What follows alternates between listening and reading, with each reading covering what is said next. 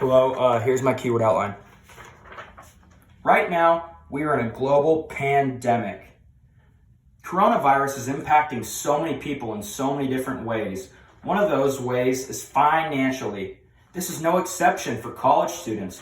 College students are working on-campus jobs, working in the service, retail, entertainment industry. Many of these jobs are not available right now. Many students over the summer work summer jobs or have summer internship programs where they get paid during the summer and save that money up to then spend on the expenses that they're going to be incurring throughout their semester. People's parents that financially support their children are also in uncertain times with this crazy, volatile job market. A&M needs to step in. They have more money than God himself. And guess what? They're not changing anything. Right now, students are financially pressed. The school is doing just as well. They need to adjust tiny practices to step in and help us out. This graph right here states, to further back up what I said earlier, the unemployment market right now. Here's 2000, the 2008 recession, 2020 coronavirus pandemic. These parents and kids are losing their jobs. A survey of 10,000 undergrad students from one class, which is a reputable research website, tells us that half of undergrads need new ways to pay for school because of the pandemic and their current financial standing. This is a mind-boggling statistic. And guess what? A&M, la-di-da, continuing the way that they operated before this financially. The president of the National Student Employment Association states that offices that manage student employment are also contending with different flexibilities and guidelines in the job market that they are having to compete with adults as well. Students are getting left on the wayside in these current times. And guess what? A&M, still the same. CNBC Finance also states that 529 plans, which are a way that people save up for their kids' college educations, lost $35 billion in assets from this pandemic and the stock market crash. And this is how people finance their kids' education. These funds are being depleted because they have other expenses that they also have to cover. Now we're going to be getting into various fees that A&M continues to charge us.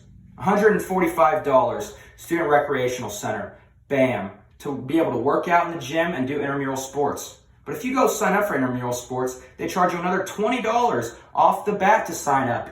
But we thought that's what that $145 was going to, Texas A&M.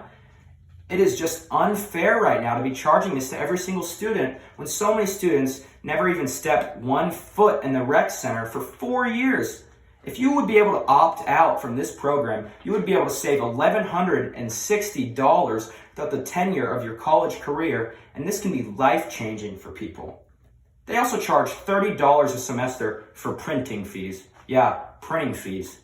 A&M football 2018, they grossed $148 million in revenue just in football alone, but they don't have the money that we already supply them with other fees and tuition to help us pay for paper? Say we spend $15 out of that $30 of printing fees. We should get reimbursed for that other $15, right? Well, we don't. A&M likes keeping their cha-ching. These fees are just unfair in these current times. Now I'm going to get into how they can help us fix it. They should only be charging students on a case-by-case prorated example. I have created a prorated model here that helps state different ways that we can be looking at charging our students. Students that go to the rec 4 to 5 times a week, yeah, charge them that $145, because if you go down the street for a local gym membership, that's what you'd be getting charged too. But to other students, it's just not fair. That fee needs to be greatly reduced or taken away altogether when students right now are never even going. That printer fee needs to be gone.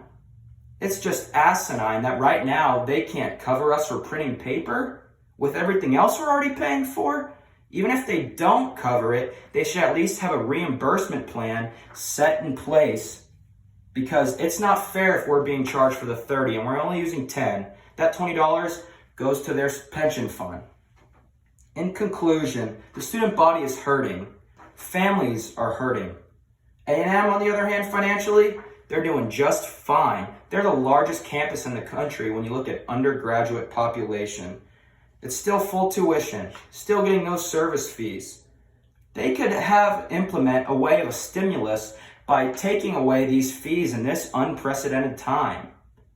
But right now, from Diana Shee of Fast Company, which is another financial website, states that 17 to 24-year-olds were completely forgotten in the congressional stimulus package. That $1,200 a month, we were forgotten because, oh wait, we're dependents. Maybe we don't need the money.